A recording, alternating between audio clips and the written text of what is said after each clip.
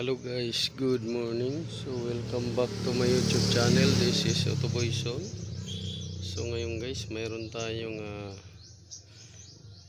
lilinisang throttle body dahil unresponsive itong throttle body niya. So acceleration unresponsive. So Kia Picanto to. Ayan.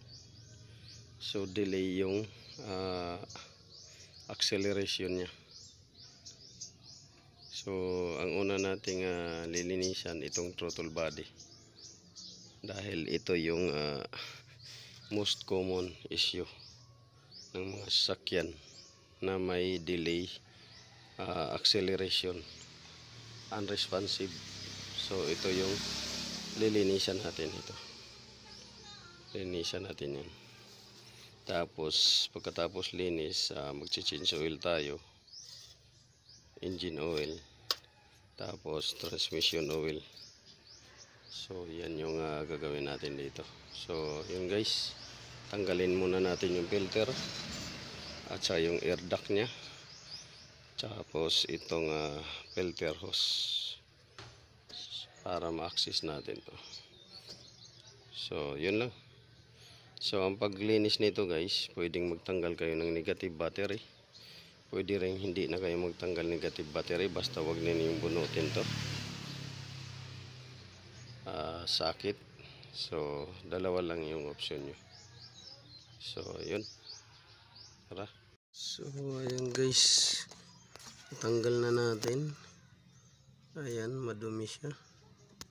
Ayan, sobrang kapal ng dumi.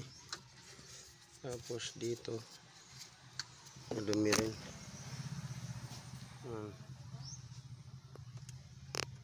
So madumi siya dyan. So sobrang kapal ng dumi. So lilinisan natin yan gamit ng carb cleaner.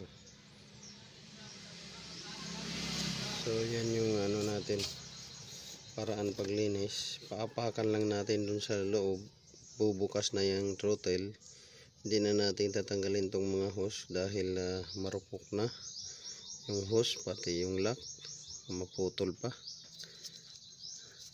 Hindi na natin tatanggalin yan. At itong sakit nya, hindi na natin tatanggalin dahil marupok na yung lock din ng sakit, marupok na rin yung hose, at saka marupok na yung mga lock.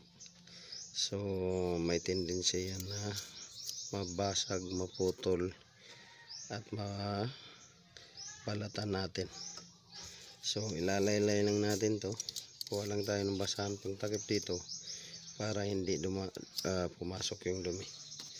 So paapakan lang natin to, at pagbukas isprehan, gagamitan ng panglinis brush, ganyan. Yun na. So ito guys, malinis na. Ayan.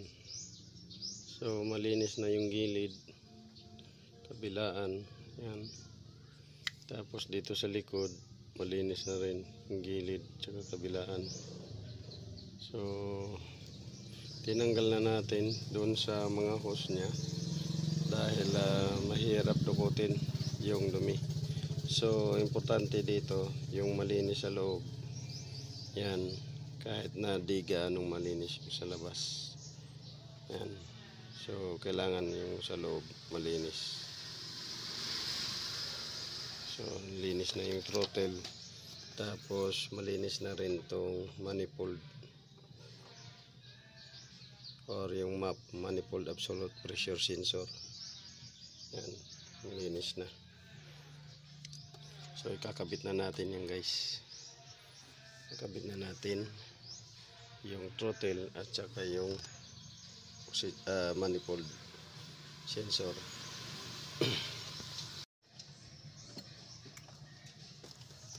So ayan, nakabit na natin guys. Ayan. So nakabit na natin yung sensor, pati yung socket kabit na. Nakabit na rin natin yung socket sa throttle body at saka sensor. So ayan, ito filter box na lang susunod natin. Tapos change oil para mapandar na natin. Matest natin kung may pagbabago ba.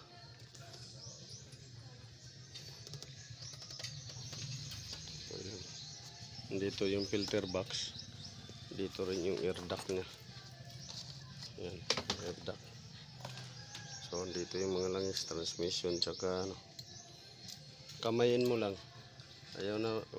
Bakit di pa rin matanggal? Ay, ako. Kaya na balisan na siya dyan ni mo kuhan di doon. Diskarte. So ayan guys. Nakabit na natin. Ngayon change oil na lang to. Transmission at saka engine.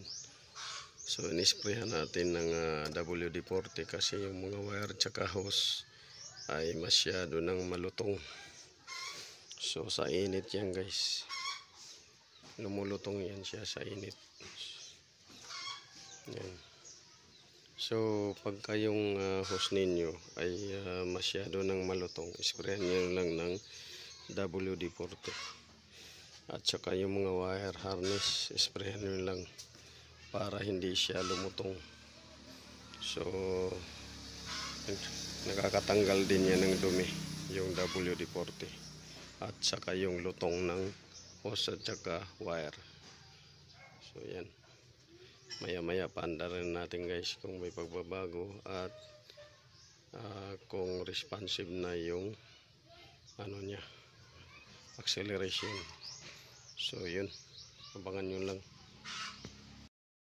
So ayan guys, paandarin natin.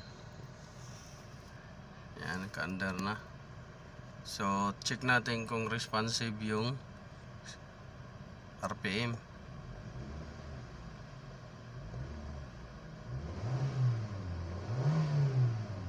So responsive na siya. Hindi kagaya nung dati 2 seconds bago mag-response.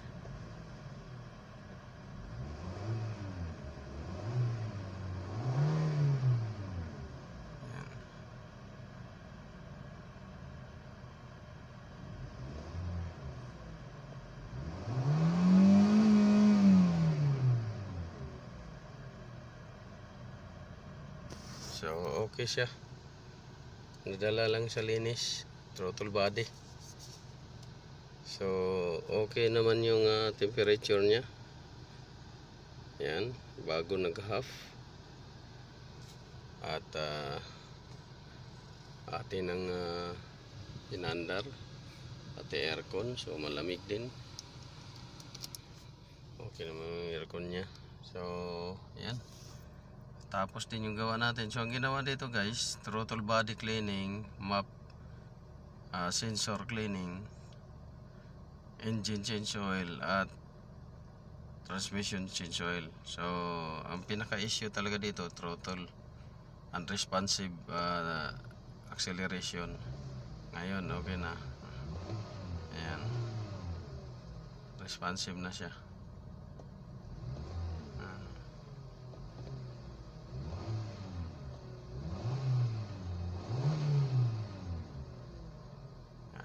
So yun lang guys, maraming salamat. This is Autoboyson. God bless you all.